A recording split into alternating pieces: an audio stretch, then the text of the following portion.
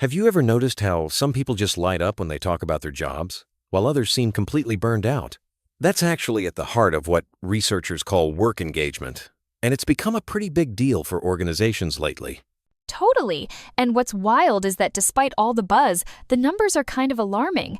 Gallup found that only around 13 to 15% of employees worldwide are actually engaged at work. So, the vast majority are just going through the motions, which isn't great news for any business. Yeah, it's shocking. And it's not just a feel-good thing. Either disengaged employees can seriously drag down company performance.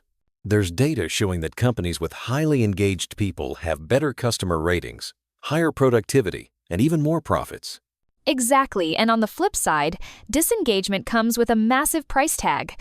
U.S. businesses, for example, reportedly lose up to $550 billion a year because of employees who aren't engaged. That's not just lost revenue, it's productivity, morale, even innovation at stake. What's interesting is that organizations are starting to realize money alone can't solve this. People want more than just a paycheck. They want to feel energized, connected, and purposeful at work. Which brings us to the big question. What actually boosts engagement, if not just salary? Funny you ask that, because there's growing evidence that the way companies manage people through what's called developmental HR practices could be a game changer. Things like offering real training opportunities, supporting career growth, and giving meaningful feedback all play a role. That makes sense.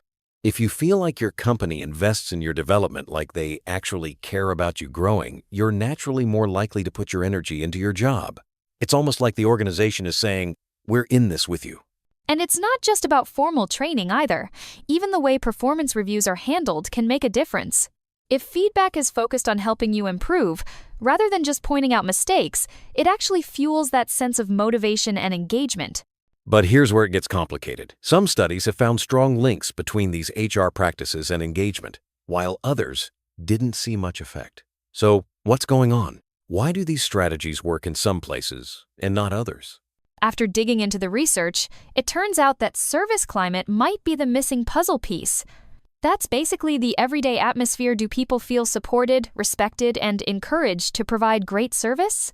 It seems to amplify how effective those HR practices are. So, if a company has tons of training programs, but the daily vibe is negative or unsupportive, people might not actually get more engaged? That's kind of a wake-up call for managers who think just setting up programs is enough.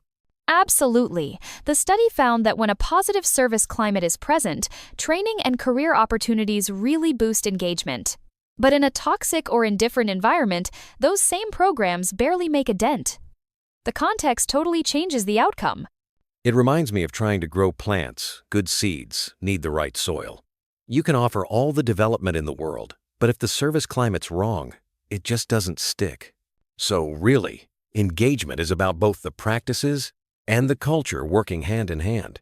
That's a perfect analogy. So if leaders want to move the engagement needle, it's not enough to just invest in training or career paths. They need to focus on creating a genuinely supportive environment where people feel valued every day. And it doesn't have to be complicated sometimes. Even small things like giving constructive feedback or recognizing effort can transform the climate. The biggest takeaway here is that engagement isn't just a checkbox. It's an ongoing relationship between employees and the organization.